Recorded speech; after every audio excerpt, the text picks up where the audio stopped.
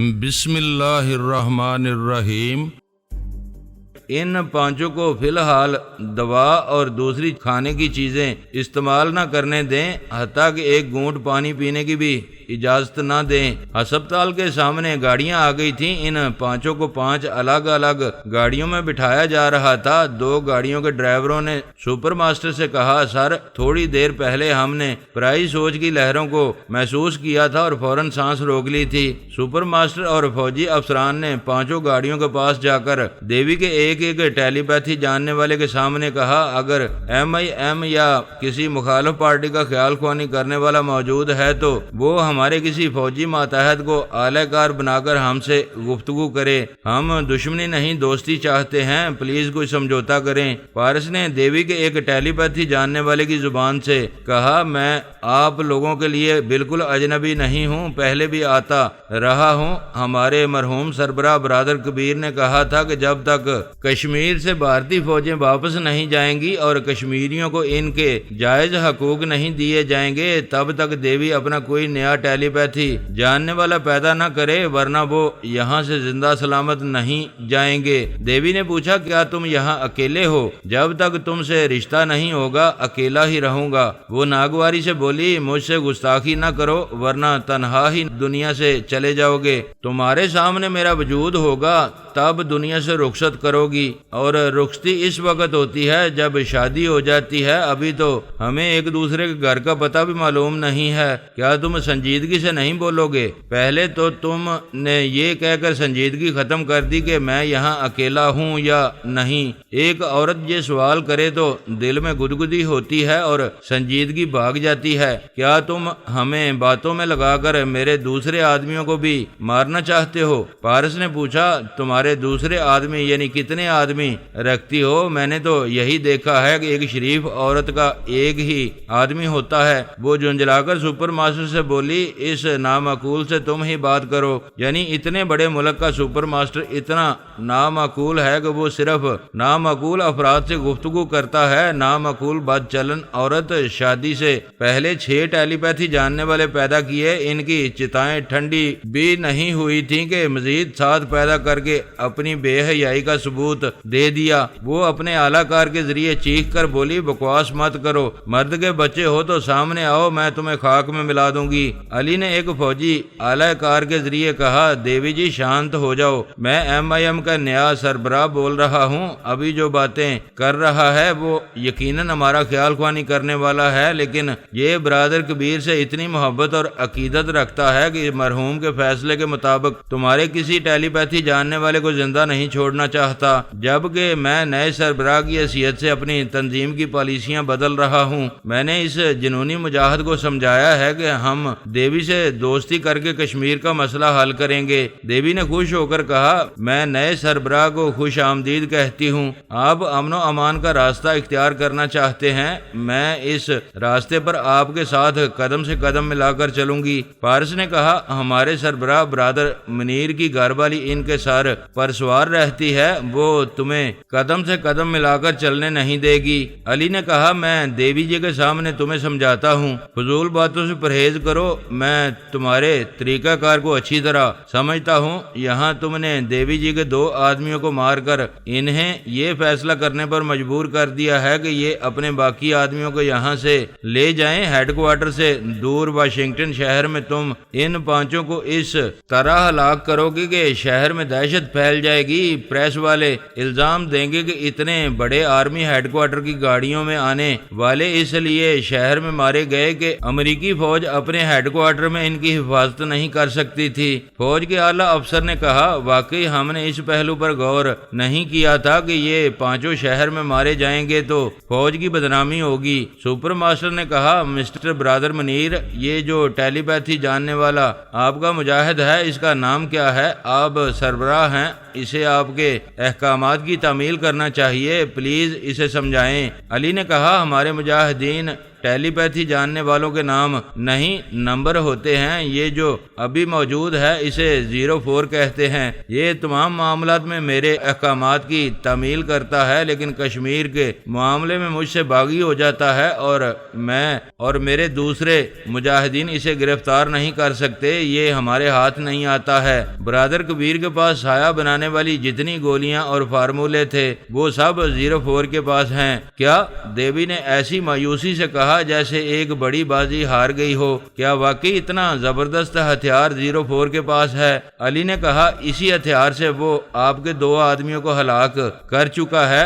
آپ اور ڈاکٹروں کی سمجھ میں نہیں آیا کہ ہلاک ہونے والوں کے اندر زہر کیسے پہنچ گیا تھا۔ اب آپ سمجھ سکتی ہیں کہ وہ 04 سایہ بنا ہوا ہے، وہ کسی کے بھی اندر جاتا ہے، زہر کا ایک قطرہ اس کے جسم کے اندر ٹپکاتا ہے اور وہاں سے نکل آتا ہے۔ سپر ماسٹر نے کہا، اوہ گاڈ، اب سمجھ میں آیا کہ مرنے والوں کے جسم میں سائے کے ذریعے زہر پھیل گیا تھا۔ دیوی نے کہا، مسٹر برادر منیر، آپ کسی طرح اسے انتقامی کارروائی سے باز رکھیں۔ دیوی جی، آپ نے ابھی اس کی باتیں سنی ہیں، وہ غیر معمولی گولیاں حاصل کر کے گویا اپنی ذات میں ایک الگ سربراہ بن گیا ہے۔ بظاہر ہمارا وفادار ہے، لیکن اس کا عمل اسے باغی ثابت کرتا ہے اور وہ بڑی چال بازی سے مجھے بھی بے بس اور مجبور کر دیتا ہے۔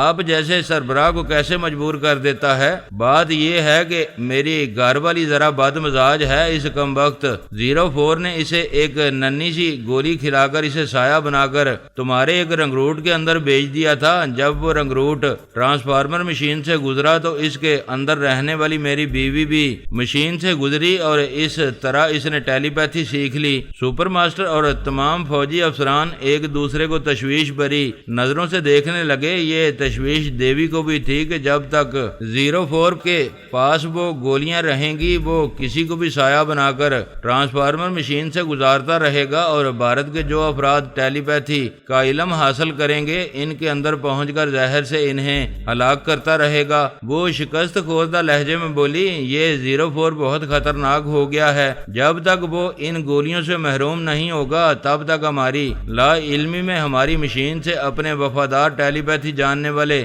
پیدا کرتا رہے گا۔ ایک فوجی افسر نے کہا، اس بار ہم نے اپنے 12 افراد کو مشین سے گزارا تھا، ہو سکتا ہے اس نے بھی اپنے 12 وفاداروں کو سایہ بنا کر ہمارے افراد کے اندر پہنچا کر ان سب کو ٹیلی پیتھی سکھائی ہو۔ جب انسان کو آسانی سے بے انتہا طاقت حاصل ہونے لگے تو وہ ضرور آخری حد تک قوتیں حاصل کرتا رہتا ہے۔ دیوی نے پوچھا، مسٹر برادر منیر، کیا وہ اس طرح تمہارے خلاف بھی محاذ نہیں بنا رہا ہے، بلکہ وہ تم سے زیادہ مستحکم ہوتا جائے گا؟ اس کے پاس صرف ٹیلی پیتھی جاننے والوں کی فوج رہے گی۔ علی نے کہا، میں اس خطرے سے نمٹنے کے لیے آپ کا اور سپر ماسٹر کا تعاون چاہتا ہوں۔ جب تک 04 ہمارے قابو میں نہ آئے آپ لوگ نئے ٹیلی پیتھی جاننے والے پیدا نہ کریں۔ اگر کریں گے تو آپ کے تمام رنگروٹ کے اندر 04 کے دوسرے وفادار پہنچ کر یہ علم حاصل کرتے رہیں گے، پھر جیسا کہ ابھی ہو رہا ہے وہ آپ کے ٹیلی پیتھی جاننے والوں کو ہلاک کر کے ان کی تعداد کم اور اپنے ٹیلی پیتھی جاننے والوں کی تعداد زیادہ سے زیادہ بڑھاتا جا رہا ہے۔ ایک اعلیٰ افسر نے کہا، یہ نقطہ بہت اہم ہے، وہ ٹرانسفارمر مشین ہماری ہے اور فائدہ دشمن اٹھا رہا ہے۔ ہم خوش فہمی میں ہیں کہ وہ صرف دیوی کے آدمیوں کو ہلاک کر رہا ہے، ہو سکتا ہے کہ وہ دوسرے ہتھ کنڈوں سے ہمارے اور اسرائیل کے خیال خوانی کرنے والوں کو درپردہ اپنا معمول اور تابع دار بنا رہا ہو۔ دیوی نے کہا، سمجھ میں نہیں آتا کیا کیا جائے، وہ 04 بہت بڑی مصیبت بنتا جا رہا ہے۔ برادر کبیر نے اپنی زندگی میں ان گولیوں کا استعمال ایسی چلاکی سے نہیں کیا تھا جیسے یہ کر رہا ہے۔ اسی وقت اطلاع ملی کہ دیوی کے مزید 2 آدمی تکلیف سے تڑپ رہے ہیں۔ ڈاکٹر اب سمجھ گئے تھے کہ ان کے اندر زہر پہنچایا جا رہا ہے، لہذا وہ زہر کا توڑ کرنے کی کوششیں کر رہے تھے۔ انہیں اسٹریچر پر ڈال کر واپس ہسپتال لے جایا جا رہا تھا، لیکن تھوڑی دیر بعد ہی اطلاع ملی کہ وہ مر چکے ہیں۔ اس طرح دیوی کے 4 ٹیلی پیتھی جاننے والے ختم ہو چکے تھے، اب صرف 3 رہ گئے تھے۔ وہ تینوں گاڑیوں سے نکل کر آ گئے تھے اور چیخ چیخ کر کہہ رہے رہے تھے۔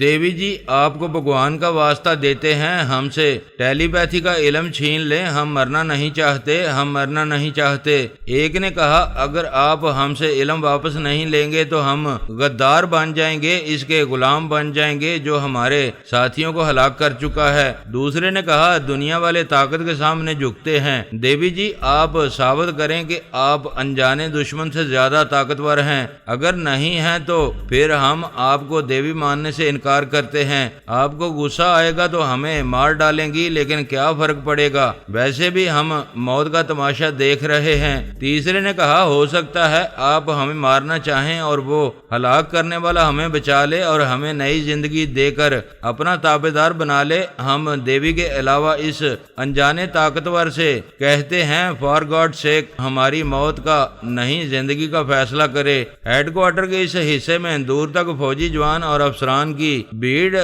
لگی تھی، ڈاکٹر، لیڈی ڈاکٹر اور نرسیں وغیرہ بھی تھیں۔ وہ سب ان تینوں کو ہمدردی سے دیکھ رہے تھے، انہیں جیسے سزائے موت سنا دی گئی تھی اور وہاں کھڑی ہوئی پوری فوج انہیں موت سے نہیں بچا سکتی تھی۔ ان لمحات میں آتما شکتی والی دیوی بھی لاچار اور بے بس ہو گئی تھی۔ علی نے کہا دیوی جی میرا مشورہ ہے کہ آپ ان تینوں سے دستبردار ہو جائیں، ان کی زندگیاں بچا لیں، انہیں 04 کی ماتحتی میں چلے جانے دیں۔ میدان جنگ میں دشمن شہ زور ہو تو ذرا پیچھے ہٹ کر حکمت عملی تبدیل کر کے میدان مارنے کے لیے نئے منصوبے بنائے جاتے ہیں۔ فوج کے اعلیٰ افسر نے کہا مسٹر برادر منیر بہت عمدہ مشورہ دے رہے ہیں، یہ آپ کے بھارتی جوان ہیں، انہیں زندہ رہنے کا موقع دیں، لیکن یہ 04 کہاں ہے، بہت دیر سے اپنے خلاف بہت کچھ سن رہا ہے مگر جواباً کچھ نہیں کہہ رہا ہے۔ علی نے کہا ابھی دیوی جی کے 2 آدمی ہلاک ہوئے ہیں، اس سے ظاہر ہوتا ہے کہ وہ ہمیں مختلف مسائل میں الجھا کر انتقامی کارروائی کر رہا ہے۔ ہم اس سے کہتے ہیں کہ یہ کارروائی بند کر کے ان 3 بھارتی ٹیلی پیتھی جاننے والوں کو اپنی ماتحتی میں رکھ لے، مگر اب موت کا کھیل نہ کھیلے۔ اس کی بات ختم ہوتے ہی ثانی نے ایک لیڈی ڈاکٹر کے ذریعے علی سے کہا اے منیر یہاں کیا ہو رہا ہے؟ ابھی 04 نے مجھے بتایا ہے کہ ایک دیوی تمہارے ساتھ قدم سے قدم ملا کر چلنے والی ہے۔ علی نے کہا یہ 04 اب میری مخالفت پر اتر آیا ہے، تمہیں بہکا کر یہاں لے آیا ہے۔ بھائی قدم سے قدم ملا کر چلنے کے معنی یہ ہیں کہ ہم آپس میں دوست بن کر رہیں گے۔ ثانی نے کہا میں یہی تو پوچھنے آئی ہوں، دیوی ایک عورت ہو کر تمہاری دوست بنے گی، عورت سے دوستی کا مطلب کیا میں نہیں جانتی؟ میں تمہیں کیسے سمجھاؤں کہ دوستی کا مطلب وہ نہیں ہے جو تم سمجھ رہی ہو؟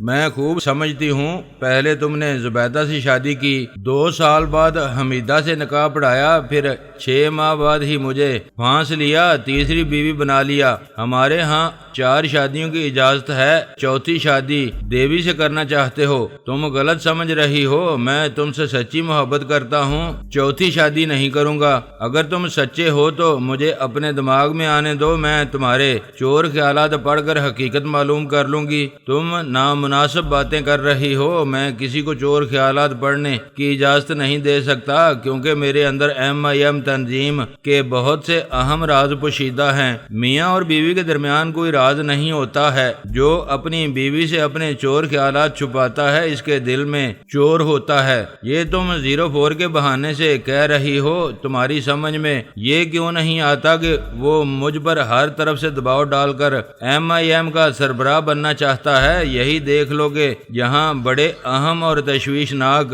معاملات پر گفتگو ہو رہی تھی، لیکن وہ تمہیں یہاں لا کر میاں بیوی میں جھگڑا پیدا کر رہا ہے۔ پارس اپنے منصوبے کے مطابق چل رہا تھا، اس کی چال کے مطابق باربرا ایک نرس کے اندر آئی، پھر علی سے پوچھا ارے او منیر میں حمیدہ بول رہی ہوں، کیا تم دیوی سے شادی کرنے والے ہو؟ کیا اس کے ساتھ قدم سے قدم ملا کر شہر کا 4تھا راؤنڈ شروع کرو گے؟ علی نے پریشانی ظاہر کرتے ہوئے کہا آہ حمیدہ وہ کم از کم تمہیں بھی بہکا کر یہاں لے آیا، دیکھو یہ گھریلو معاملات ہیں، بین الاقوامی معاملات دانش مندی سے طے کرنے کے لیے دیوی اور سپر ماسٹر سے کچھ دوستانہ سمجھوتے کرنا چاہتا ہوں، لیکن 04 نے ٹرانسفارمر مشین سے ٹیلی پیتھی سکھا کر تم سب کو اپنا معمول تابعدار بنا لیا ہے۔ تم سب میری بیویاں ہو مگر اس کم وقت کے اشاروں پر چلتی ہو، وہ نفسیات کا ماہر ہے اور جانتا ہے کہ مرد ایک سے زیادہ اپنی بیویوں کے دباؤ میں رہتا ہے۔ پارس نے کہا برادر منیر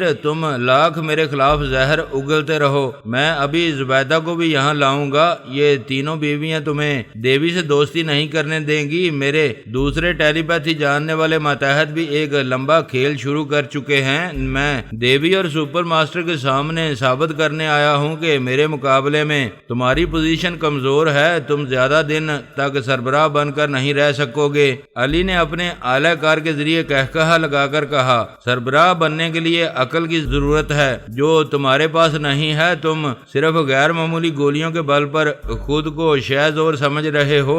ایم آئی ایم کے تمام مجاہدین تمہاری اس حرکت کے خلاف ہیں۔ پھر دیوی اور سپر ماسٹر نے میری یہ تجویز مان لی ہے کہ اب کسی کو ٹرانسفارمر مشین سے نہیں گزارا جائے گا، اس طرح تم آئندہ اپنے لیے ٹیلی پیتھی جاننے والوں کا اضافہ نہیں کر سکو گے۔ سپر ماسٹر نے کہا بے شک 04 آئندہ تم ہمیں دھوکہ دے کر اپنے نئے ٹیلی پیتھی جاننے والوں کا اضافہ نہیں کر سکو گے۔ دیوی نے کہا 04 تمہارے پاس صرف غیر معمولی گولیوں کا ہتھیار ہے، ورنہ تم برادر منیر کے مقابلے میں بہت کمزور ہو۔ اس کا ثبوت یہ ہے کہ جو کمزور ہوتا ہے وہی عورتوں کا سہارا لیتا ہے۔ میں بھی دیکھوں گی کہ یہ عورتیں میرا کیا بگاڑ لیں گی۔ میں ڈنکے کی چوٹ پر برادر منیر سے دوستی کروں گی، اس کے دل میں میرے لیے جگہ ہے تو میں اس سے محبت کروں گی۔ اگر یہ مجھ سے شادی کرنا چاہے گا تو میں امن اور سلامتی کی خاطر اور مسلمانوں کو عزیز ترین دوست بنانے کی خاطر اس سے شادی کروں گی۔ جب